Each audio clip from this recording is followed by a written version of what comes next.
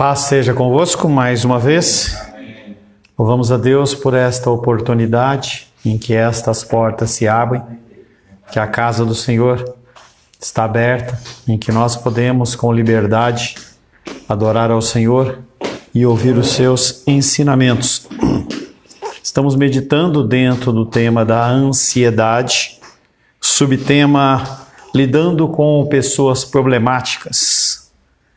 Até semana passada, primeiro período, nós estávamos meditando, buscando o entendimento a respeito da busca das pessoas que podem nos ajudar com as nossas lutas, com as nossas dificuldades. E já no segundo período nós começamos a trabalhar com aqueles que não nos ajudam, mas nos atrapalham. O que fazer com essas pessoas que não somam, mas separam? Pessoas que não estão dispostas a ajudar, mas elas, por causa das lutas, dificuldades da vida, elas acabam atrapalhando. Separamos em 5 grupos. O primeiro grupo é o grupo dos insubmissos, o segundo grupo é o grupo dos desanimados ou ansiosos, o terceiro grupo, o grupo dos fracos na fé, o quarto grupo, aqueles que são enfadonhos, que são chatos de convivência, e o quinto grupo, aquelas pessoas que são totalmente iníquas, aquelas pessoas que, por mais que você fale, por mais que você ore, por mais que você pregue, são pessoas que você não vai conseguir mudar nada. Então nós começamos a falar especificamente, primeiramente, daqueles que são os insubmissos. E aí a pergunta que nós fizemos na semana passada é: como lidar com pessoas que são insubmissas? Pessoas que são indóceis em relação à ministração da palavra, ao conhecimento do Senhor. E nós trouxemos a condição de que a nossa ordenança sobre nós, mesmo dentro das nossas lutas e dificuldades, é que nós temos que exortar essas pessoas a corrigirem os seus caminhos. Nós não fomos encontrados perfeitos, pelo contrário. A palavra de Deus diz que nós somos como diamantes brutos que são trabalhados por toda a vida. E há um versículo que diz que Ele vai guardar o nosso depósito, a nossa fé, a nossa confissão de fé, até o dia do Senhor. Então nós temos que olhar para essas pessoas com misericórdia, a mesma misericórdia com a qual nós fomos alcançadas. Quando você ama realmente alguém, não hesita em adverti-lo. E aí nós citamos uma série de exemplos, entre eles o meu papel como pastor, o seu papel como mãe, como pai, em que nós temos que nunca abandonar, mas continuar falando. O segundo grupo, de uma forma mais profunda, nós vamos falar um pouco sobre aquelas pessoas que são desanimadas, aquelas pessoas que não acreditam que as coisas vão mudar, em que elas se convertem em pessoas que são ansiosas. Esses indivíduos, eles são pessoas que eles estão juntos, eles não estão separados, eles não têm a pretensão de alcançar nada. São pessoas que estão simplesmente vivendo o dia a dia e mais nada. Não acreditam que vai haver algum tipo de mudança, algum tipo de transformação. E o coração deles, além de ansioso, é desanimado em relação às situações. E eles precisam, como qualquer um dos grupos, do encorajamento.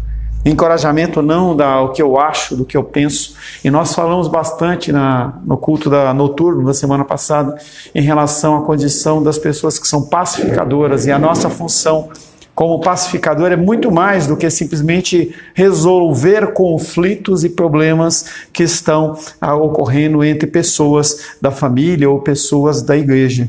Nós temos que fazer tudo isso sempre primando pela consagração e pela permissão e pela ação da paz do Senhor, mas uma paz que também tem como fundo a justiça. Essas pessoas que são ansiosas, essas pessoas que estão desanimadas, que não têm nenhum tipo de solução, nenhum tipo de condição a se resolver, elas precisam do encorajamento da palavra, que é a única solução para a ansiedade. Tenho estudado bastante, essa semana estudei bastante, estou fazendo um curso a respeito de doenças mentais e tenho visto a condição de que medicamentos eles têm apenas a função de trazer uma condição de dopar a pessoa. Ou seja, você fica com o seu sentimento, com a sua dor bloqueado, mas ela continua lá. Interessante você começar a olhar um pouco essa parte medicamentosa, em que estudos existem que 86% dos medicamentos eles não têm efeito dentro dessas condições de depressão, de TDAH e todas essas doenças, essas pseudodoenças. E que os placebos, ou seja, remédios que não têm nenhum componente químico, ele faz o mesmo efeito. Em 86% dos casos. Qual que é o fator que tem aí de diferença? A fé. A pessoa acredita naquilo. Então o componente da fé, ele é um componente que ele não necessariamente na figura divina de Deus, mas a fé de você acreditar em algo faz com que as coisas elas comecem a ter algum tipo de mudança. Nós somos seres que temos uma condição emocional que faz com que o nosso coração ele se adapte ou ele gere consequências psicossomáticas, ou seja, enfermidades que são reais, que existem de fato, em que a pessoa está realmente sentindo a dor, está realmente sentindo a dificuldade, mas aquilo foi gerado pelo seu próprio coração. Pessoas ansiosas, elas vivem desta maneira. São pessoas que estão diante de dificuldades, elas não sabem lidar e simplesmente elas ficam desanimadas. Paulo definiu esses crentes ansiosos como desanimados. Esse termo vem de duas palavras que significam pequeno e alma. Desanimado ou ansioso quer dizer uma pessoa que tem uma alma pequena. O termo oposto é traduzido de uma forma comum como uma pessoa que tem uma grande espiritualidade, ou tem uma grande fé. Uma pessoa que acredita, está vendo, ela não é uma pessoa que está com os seus sentimentos e a sua visão entorpecida, mas é uma pessoa que entende que aquela luta e dificuldade ela pode ser vencida porque ela tem um Deus maior. Porque tem algo que acontece fora, dentro do mundo natural, que rege todas as coisas. Nós temos que entender que o fator espiritual, por mais que a ciência ou a pseudociência diz que não existe, nós vemos as pessoas sendo tratadas e curadas. Até década de 30, década de 20, as pessoas elas eram curadas através de oração e leitura da palavra. Não haviam conceito desses médicos da alma, esses médicos que cuidavam do emocional da pessoa. Em algum momento da história, as pessoas que deveriam ser as pessoas que seriam os guardiães da fé, deixaram de ser. Deixaram de ser e aí pessoas entram nesse meio e começam a cuidar. Então a gente olha para a condição de que médicos cuidam da carne. Senta, Helena, por favor. Helena, senta, por favor. Médicos cuidam da carne, psicólogos, psiquiatras cuidam da alma e o espírito é cuidado pelo pastor, e isso nunca foi assim. A gente sempre tem a figura do cristianismo inserido em todas essas coisas, mas nós acabamos terceirizando, nós como cristãos. E nós não temos que partir para o campo da extrema espiritualidade, em que eu não vou mais no médico, eu vou acreditar que Deus me cura. A gente tem a figura, por exemplo, dos testemunhos de Jeová, que eles acreditam que você ter sangue de outra pessoa vai te condenar ao inferno, e as pessoas no mais alto grau de uma necessidade de uma cirurgia, ela simplesmente morre porque ela não entende que aquilo ali é. Então, a fé é contrária. Então nós não estamos dizendo nessa extrema espiritualidade que você tira do contexto as coisas que são naturais, mas nós temos que entender que a base de todas as coisas é o cristianismo. É a crença do Senhor. Gandhi, que é geralmente considerado um homem humilde, ele se autodenominou Mahatma. Então, quando você fala de Gandhi dentro da cultura hindu, fala-se o nome dele como Mahatma Gandhi. É um título que ele mesmo se dá. Esse termo refere-se à pessoa que abraça os pesados problemas e necessidades da humanidade. Então, uma pessoa que se doa em prol do outro, ele chama-se de Mahatma. E ele, como Gandhi, uma pessoa que se entregou realmente para a libertação do povo hindu, cuidado do povo hindu, ele se autodenomina como um Mahatma, uma pessoa que abraça os pesados problemas e necessidades da humanidade. a qual assume grandes riscos porque há grandes princípios e verdades em jogo. E quando nós vemos a figura de Cristo, é exatamente a forma de Cristo agir. Cristo, ele olha e fala assim: em prol das pessoas eu me entrego. Importa, eu tenho o lema da nossa igreja, importa que uma semente caindo na terra morra para outros tenham vida. Entreguem o seu fardo pesado a mim, que eu vos entregar um fardo leve. É exatamente a condição desse Mahatma que o Gandhi ele assume como sendo dele. Esse tipo de pessoa é uma pessoa que é arrojada, é uma pessoa que tem um senso de aventura, ama a batalha mesmo antes de experimentar a vitória, está sempre pronto a enfrentar o que é necessário para que pessoas sejam libertas, curadas. A gente vê dentro da história pessoas que levantam bandeiras com o objetivo de libertação. Pessoas que, como Calvino, Lutero, dentro da cultura protestante, eles entregam a sua próprio coração e a sua própria fé com o objetivo de libertar as pessoas do domínio daquela opressão religiosa. E nós somos chamados dessa mesma maneira.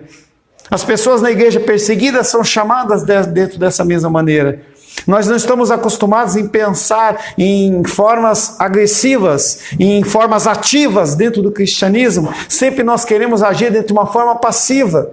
Eu quero receber a bênção, eu quero receber a unção, eu quero receber as coisas, mas a palavra de Deus fala que nós temos uma forma de agir, não de receber apenas, porque é melhor dar do que receber.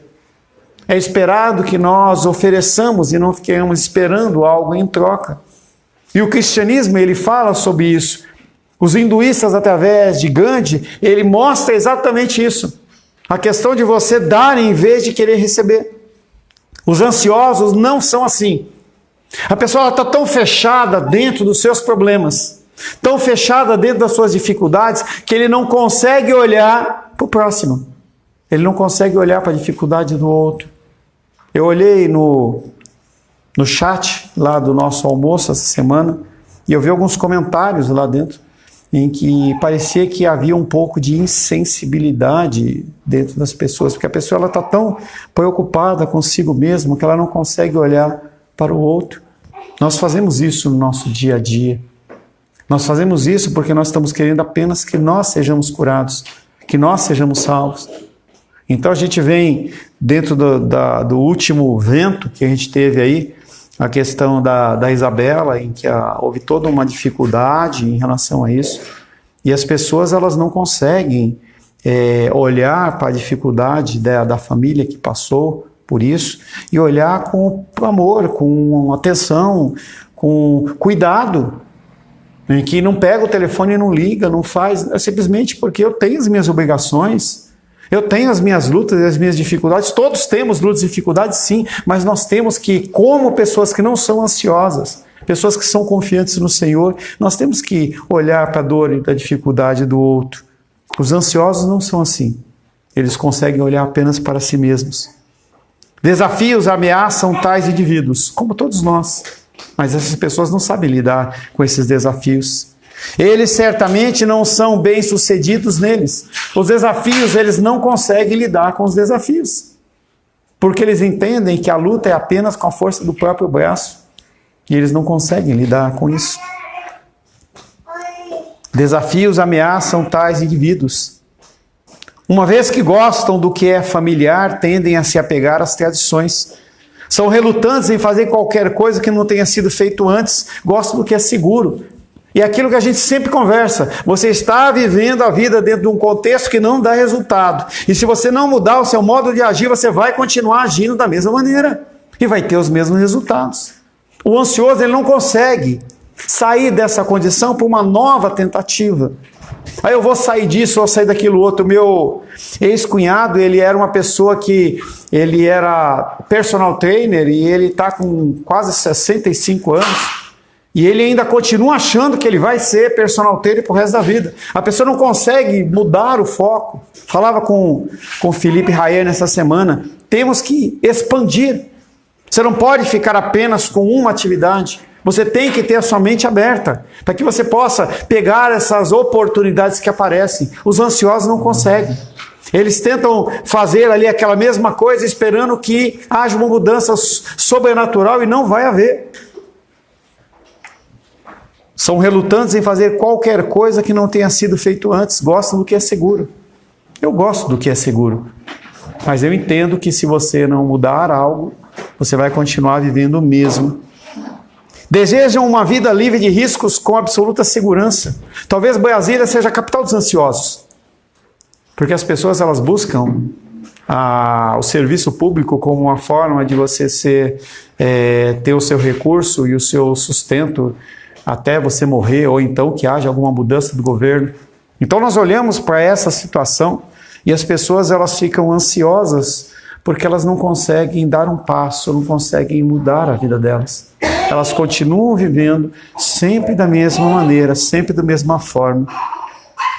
Desejam uma vida livre de riscos com absoluta segurança e isso não existe.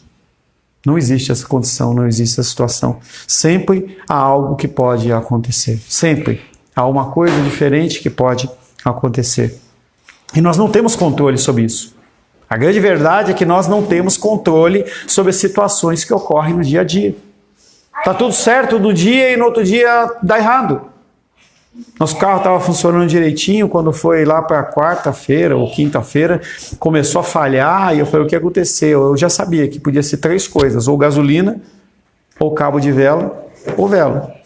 E eu levei no mecânico e foi batata, entendeu? Ele olhou e falou assim, você está com um cilindro a menos no carro. Tá, alguma coisa falta de elétrica aqui. Aí além do cabo, além da vela, também foi a bobina. Nem vi quanto que é, mas está funcionando. Não era uma coisa que eu estava esperando.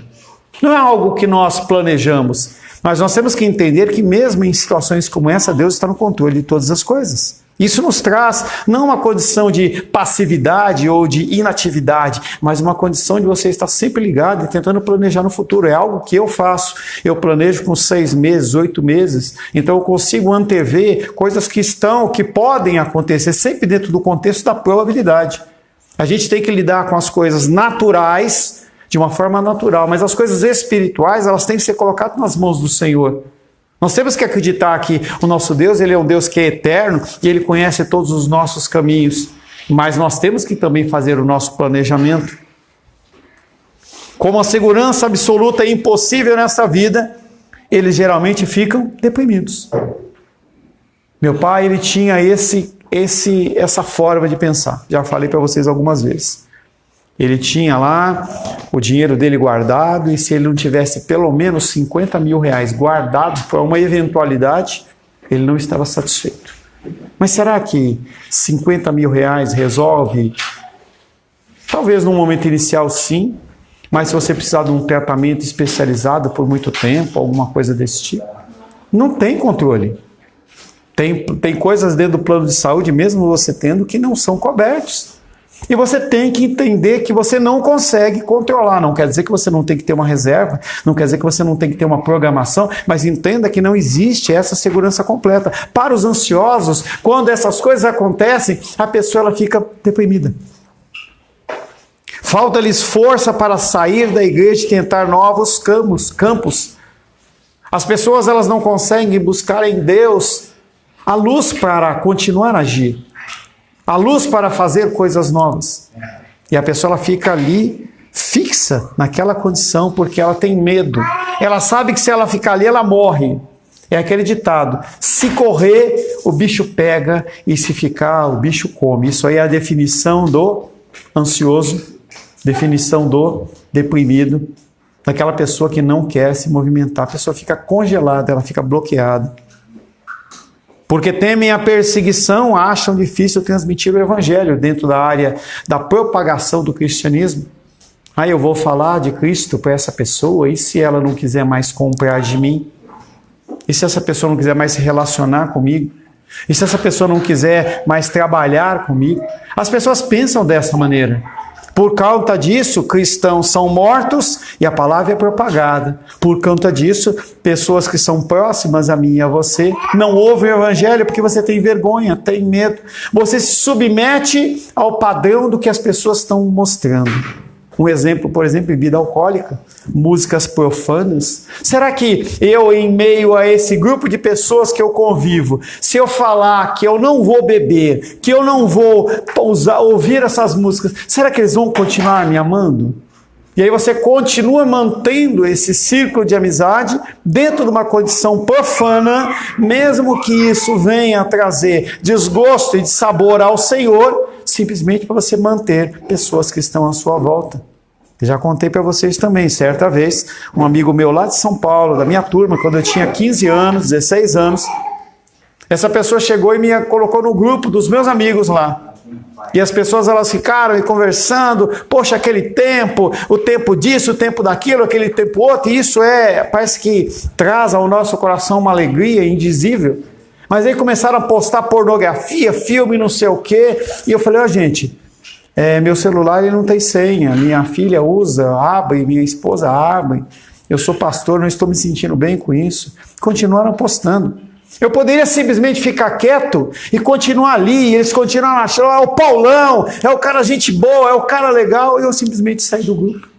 Mas será que as pessoas que são ansiosas, elas fazem isso? Não. Entenda que a condição da ansiedade, ela alcança não apenas a condição do seu coração, ou o seu bem-estar ou mal-estar, mas influencia todo o seu viver e todo o seu agir. Músicas, filmes, atitudes, pensamentos, confrontar pessoas, dizer eu não concordo com isso. E não é questão de vou brigar. As pessoas têm pensamentos diferentes. Eu tenho um pensamento diferente da Rosângela em muitas coisas, diferente da Luísa em muitas coisas. Ontem a gente começou a ter um diálogo lá e uma hora eu me endureci, a Luísa olhou para mim e falou assim, acabou a conversa. E eu depois fui falar com ela, falei assim, peço desculpas para você, porque eu sempre tive você como uma filhinha pequena, em que tudo que eu falava para você, você fazia, e agora você está crescendo e você vai ter ideias. Isso vai acontecer com cada um de vocês. Os filhos, eles começam a ter ideias diferentes de você. E não tem problema de você divergir, mas você não é obrigado a aceitar determinados tipos de comportamento. Então, apesar da Luísa ser uma pessoa individual e ela começar a tomar as decisões dela, talvez ela tome decisões que eu não concordo. E eu vou deixar bem claro que eu não concordo com aquilo. Eu não sou coparticipante desse tipo de coisa. E nós, como cristãos, nós temos que fazer isso. Nós temos que olhar para as pessoas e falar assim, olha, você está fazendo isso, eu amo você, mas eu não concordo.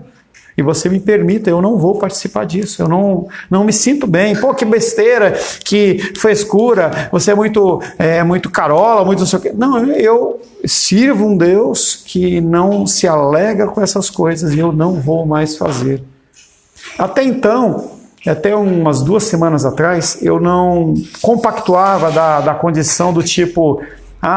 não vou assistir a Rede Globo, não vou assistir a Rede Globo. E eu assistia um programa ou outro, muito pouco, né? A televisão aberta, a gente vê muito pouco. E a gente via sempre o Fantástico, eu com Rosângela. E aí eu vi, há um mês atrás, um programa da Rede Globo em que eles estavam ali mostrando, não da Rede Globo, da Globoplay, né? Da Rede Globo, em que eles estavam fazendo um reality show em que como encontrar a sua terceira metade. E aí mostrava lá as pessoas, o programa era sobre isso, realmente formação de trisais. E aquilo me incomodou demais, eu vi uma reportagem de um pastor analisando isso, ele falou assim, você que assiste, você é como o cara que compra a droga, compra as coisas lá no tráfico e financia toda aquela máquina lá, aquilo me incomodou demais. E a partir daquele dia eu falei, eu não vou mais assistir. E domingo a gente sempre senta, depois do culto, vai lá para casa, a gente senta para comer, e eu ligava para ver, e a Rô falou assim, não vamos ligar? Eu falei assim, não vamos ligar. Ah, por quê? Por causa disso. E sabe que a gente não morreu? Fica a necessidade, o desejo, mas é um posicionamento meu. Não é um posicionamento que você tem que ter na sua casa, se eu for e você estiver vendo. A sua casa é a sua casa. A minha casa é a minha casa. Eu só trago os ensinamentos. Então, para mim, eu não assisto mais. Não quero compactuar com isso.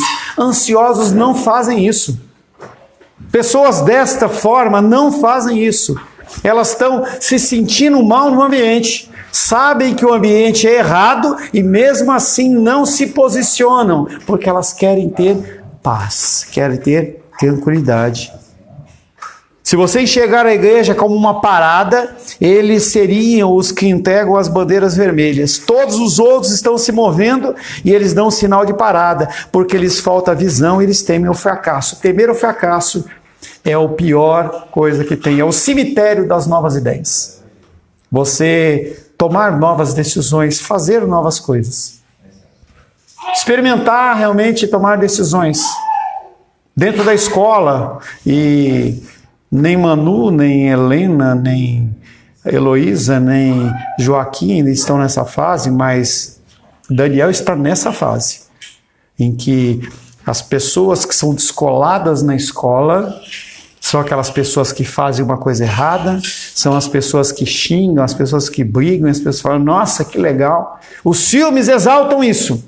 As meninas mais bonitas, elas ficam com aqueles caras que são os mais rebeldes. A figura na década de 60, não é do meu tempo, década de 60, James Dean, ele era um homem que era o rebelde, andava com a jaqueta de couro, com a moto, fumava cigarro, todo mundo adorava. A figura dos Beatles, quando entram no cenário, eles são rebeldes em relação ao que estava a cultura, e aquelas mulheres desvairadas gritando. Elvis Presley, a mesma coisa. A rebeldia atrai as pessoas. Então Daniel é uma pessoa que está vivendo dentro desse contexto. Você tem duas opções. Ou você agrada o mundo, ou agrada a Deus. Não tem conversa. E se você agradar a Deus, você vai ser perseguido. Você não vai ser amado. Mas será que isso é amor? Será que esta condição é amor? De você viver uma condição em que você desagrada o Deus que você diz servir? Os ansiosos, eles não conseguem tomar decisões. E é interessante esse discurso que eu estou falando com você, porque eu vejo este mover dentro da vida da minha irmã. Em que ela era extremamente ansiosa, e ela começou a assistir às nossas ministrações, e ela começou a mudar o comportamento dela. E aí eu vejo ela agora comprando Bíblias e mandando para amigos. E se a pessoa rejeitar ela? E se a pessoa disser que não quer mais? Pô, eu vejo a mudança nela, e isso é realmente a coisa que tem que ser gerada dentro do nosso coração. O ansioso não consegue fazer isso. Acho que no fundo dos seus corações, seu herói é o Indiana Jones. Indiana Jones é uma figura de um personagem que ele era um aventureiro, ele era aquele cara que desbravava as coisas, fazia as coisas que ninguém esperava, mas a pessoa não consegue fazer. Eu tenho como um herói, mas eu não quero fazer. Eu não tenho coragem. Eu espero que tenha alguém que se levante para fazer o que eu preciso, porque eu não consigo, eu não quero. Eu prefiro ficar na minha condição de tranquilidade. Eles admiram a coragem, o senso de aventura, porém, em vez de aprender a cultivar essas virtudes, acham muito mais fácil ceder aos modelos familiares da sociedade. Nós vivemos um confronto interessante, em que não sei se é porque eu tenho assistido muito, provavelmente isso, mas eu tenho visto com frequência a figura de mulheres se levantando em defesa da feminilidade bíblica. E isso começou a pipocar quando eu vi lá no Stories, lá no status lá do Nicolas, lá tinha um vídeo de uma moça lá que eu cliquei lá e assisti o que ela estava falando. E aí começou a aparecer, eu vi que tem pelo menos umas 3 a 5 mulheres que vêm falando sobre a condição da feminilidade bíblica. Mostrando exatamente essa condição de que, sim, eu sou mulher, eu sou inteligente, eu sou capaz, mas eu decido me submeter ao que as Escrituras dizem. Eu entendo isso. Eu entendo esse contexto todo. É algo que tento, com o meu agir, ensinar para a Luísa, para que ela não busque frutas podres no mundo, e sim busque uma fruta que seja correta, para que ela possa constituir uma família bendita no Senhor, através do exemplo. Ontem estava lá no seminário, ontem à noite, e aí estava conversando com o pastor Ayrton, e ele falava para mim, ele está num processo de muitas viagens, com uma série de projetos. Eu questionei em relação a isso, se aquilo realmente procedia de Deus, era do coração dele. E ele falou para mim que era de Deus. E aí eu assistindo a ministração dele pelo vídeo, uma ministração, eu falei com ele assim, como é que você tem coragem de pregar aquilo que você prega e viver nessa vida que você está vivendo? Eu tenho essa liberdade com ele. Ele falou, não, isso vem de Deus. Estou extremamente cansado. E isso foi atestado também através do meu filho. Ele tem um filhinho da idade, talvez da Manu, e escreveu uma cartinha para ele, papai, eu sinto muita falta. 12? Tá. 12 anos. Tá, da idade um pouquinho menos que o Daniel. E ele escreveu, mesmo assim não é algo esperado. E ele escreveu assim, papai, eu entendo, sinto falta de você, mas eu entendo que você está fazendo tudo que você está fazendo. Primeiro, porque Deus está mandando. Segundo, para que você traga o sustento e cuidado sobre as nossas vidas. Nós sentimos falta de você, mas eu entendo. O que é isso? É simplesmente Deus atestando que aquele agir é um agir bendito, benigno do Senhor. Mas ele decidiu fazer algo, e eu conversava com ele exatamente sobre essa condição, em que Deus ele vai trazendo esse tipo de alento, esse tipo de certeza dentro do nosso coração de que o nosso caminho é o certo. E nós, como homens, nós temos que agir de uma maneira sempre com o objetivo de cuidar do lar. Eu, como pastor, tenho que sempre cuidar no sentido de cuidar de vocês como ovelhas. Seria mais fácil fazer aqui a coisa de uma coisa tranquila. Foi uma coisa que acho que foi com a Esther, que o rapaz foi montar um móvel lá na sua casa, foi? E ontem eu encontrei ele falou, pastor Paulo, eu fui fazer um serviço na casa de uma ovelha sua. E eu estava lá conversando, não sei se era com a Esther ou com o Carlos, estava lá conversando com as pessoas, e o linguajar deles eu percebi que era diferente. E quando eles falaram que eles congregavam no Guará, eu tinha certeza que era você que era o pastor deles, pelo linguajar, ou seja, a pessoa ela começa a refletir aquilo que está sendo pregado. Então nós temos que estar dispostos, como essas mulheres, a falar sobre o cristianismo bíblico. Homens também se posicionando e falando assim, não, quem faz sou eu. Eu tenho a responsabilidade. Talvez eu tenha que abrir mão disso, abrir mão daquilo, mas é o meu papel, eu tenho que fazer. Ansiosos não fazem isso. Eles ficam ali relegados àquela concha, esperando que algo mude, mas não vai mudar. Jonas admiram a coragem e o senso de aventura, porém, em vez de aprender e cultivar essas virtudes, acham muito mais fácil ceder aos modelos familiares da sociedade. Como devemos lidar com tais pessoas? Cada um de vocês entrou aqui nessa igreja, e eu também, dentro da cultura reformada, com o pensamento do pentecostalismo, não clássico, mas o desvairado, em que a gente brinca com uma nomenclatura ou outra, mas eu tenho ouvido a palavra e tenho entendido que algumas coisas realmente são espirituais, as outras são apenas coisas de meninos ou meninas, de pessoas na carne, pessoas que não querem entender. E eu tenho visto pessoas como vocês crescendo em estatura e graça dentro da fé cristã, porque têm entendido. Mas isso levou vocês a tomarem uma decisão. Eu vou deixar de fazer isso em detrimento daquilo. É muito mais fácil eu estar numa igreja pulando, dançando, ouvindo a bênção, recebendo a unção com óleo no final do culto, eu achar que está tudo bem, e eu ficar realmente vivendo e revivendo isso, do que realmente tomar uma postura e falar assim, a culpa é minha. Postei lá no grupo, lá apenas o Nicolas comentou. É duro quando você olha a sua conta corrente e chega no final do mês e você não tem dinheiro, porque você não administrou bem o recurso. Não é a culpa do cão, não é a culpa do governo, é a sua culpa. Você não administrou bem o recurso que foi te designado. Então a gente tem que olhar para isso. O ansioso não faz isso. Se você conhece alguém medroso, ansioso, melancólico, deprimido, desesperado, o Senhor quer que você o aborde e desenvolva um relacionamento amigável para poder ensinar a ele o caminho que ele deve seguir. Que foi o meu procedimento com a minha irmã. Eu via o caminho que ela estava trilhando, eu vi o sofrimento que ela estava trilhando, e bem devagarzinho a gente foi apresentando algumas coisas, até que algum alimento mais pesado chegou para ela e ela conseguiu digerir. O teu papel é esse. Diante do que você aprendeu, não só comigo, mas dentro dos seus devocionais, da sua leitura, você começar a olhar para as pessoas que estão com dificuldade e alcançar essas pessoas com, primeiramente, uma palavra de conforto. Não é falar que ela vai para o inferno, que ela vai ser destruída, que ela vai morrer. Não, é trazer uma palavra de conforto. Fazer com que aquela pessoa ela se sinta confortável em ligar para você numa luta e dificuldade.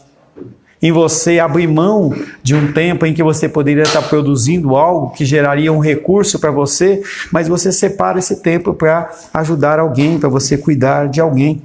Como devemos lidar com tais pessoas? Paulo sugere que nós apenas a incentivemos a mudança, mostrar um novo caminho, mostrar um cristianismo. Agora, se é você que se encontra nessas condições, amplie seu relacionamento com pessoas cristãs, que foi todo modo que nós falamos. Se você é uma pessoa que tem dificuldades extremas, você não consegue lidar ainda com essas dificuldades, não é momento de você querer estender a mão. Você primeiro precisa curar o seu coração. Você precisa tratar o seu coração. Não na inteireza, porque nunca vai ser tratado. Mas quando você perceber uma fagulha de força dentro do seu coração, você simplesmente começa a alcançar pessoas. É interessante que dentro do aconselhamento bíblico, eu venho encontrando pessoas que acabam entrando nesse cerne. Algumas pessoas eu sou obrigado a bloqueá-las e falar assim, ainda não é o momento, ainda não é a hora. Vai haver o momento e vai haver a hora. Mas há pessoas que estão estagnadas e elas não fazem absolutamente nada. A igreja é um organismo vivo, em que você tem que participar, você tem que ajudar. Será que eu posso fazer algo? Será que eu posso ajudar em algo? Ah, sim, primeiramente os dízimos e ofertas, e eu venho falando já 2 semanas para vocês. Preciso que você seja fiel nos dízimos e ofertas. Em relação às coisas que estão acontecendo, as finanças da nossa igreja, não tem nada desesperador, nada de nada. E antes de que qualquer coisa aconteça, eu reduzo o meu salário para que a igreja continue funcionando, mas nós precisamos nos dedicar, entendendo que nós temos os nossos dízimos e nós temos também as nossas ofertas. Não vou fazer campanha de tijolinho, fazer rifa de nada, não há necessidade disso. Nós temos que entender que nós devemos fazer a nossa parte. Nós temos o objetivo de alcançar essas pessoas com incentivo. É o meu papel. Se você é que se encontra nessas condições, busque pessoas que os consolem, confortem, fortalezam, tranquilizem, animem, se revigorem e acalmem com a palavra de Deus, mas não fica só nisso. Faça algo a mais, porque senão você vai se acomodar em ser acalentado e você ter colo. E não é só isso que Deus pede para você. Quando você agir dessa maneira, você vai ser uma pessoa diferente. Porque tais relacionamentos com pessoas que os ajudam e você poder ver a evolução de outras pessoas vai fazer com que o seu coração ele também tenha alívio. Que tipos de incentivo trazem o maior alívio? O incentivo da oração ao Deus de todo o coração. Se você é uma pessoa que incentiva as pessoas a orar e ora com essas pessoas, você vai trazer algum tipo de alívio. O incentivo da oração ao Deus de todo incentivo, de uma salvação segura, de nosso Deus soberano executando todas as coisas para o bem do crente, do amor de Cristo, da ressurreição, da reparação de tudo que está errado. E você procura se encher daquilo que é proveitoso, daquilo que é abençoado, porque quando você se enche daquilo que é abençoado, o seu coração ele vai falar daquilo que é bom. Se você é uma pessoa que você não se enche do que é bom, você só vai trazer problemas e conflitos. Você está cheio de outra coisa. Todas as coisas menos Deus. É aquele exemplo que eu digo para vocês sempre. Se você pegar uma esponja e colocar energia ela na água e apertar, tem que sair água. Se Deus apertar você através das suas dificuldades, o que vai sair? Confusão, luta, dificuldade ou confiança no Senhor. Tudo isso e muito mais ajuda o ansioso a participar da aventura da vida. Tem muitas pessoas que estão com essas lutas e dificuldades, muitas pessoas que precisam realmente do conforto e do cuidado de Deus. E você é o instrumento de ser essa pessoa para ajudar essas pessoas que estão com dificuldade. Não trazendo palavras duras, palavras necessárias. Se ela for dura, dura. Se é uma palavra de conforto, de conforto. E também buscar estar sempre se alimentando, sempre buscando em algum lugar pessoas que possam ajudar você a ter uma forma, como dizer, aparar as arestas da sua personalidade, para que você possa cada vez mais ser o instrumento nas mãos do Senhor. Amém, queridos? Senhor, te louvamos, adoramos e bendizemos pela tua palavra nas nossas vidas. Queremos te louvar, adorar e bendizer, agradecendo a ti pelo teu amor e o teu cuidado. Queremos entregar as nossas vidas nas tuas mãos, pedindo a tua luz e a tua direção, em nome de Jesus. Amém. Graças ao nosso bom, querido e amado Deus.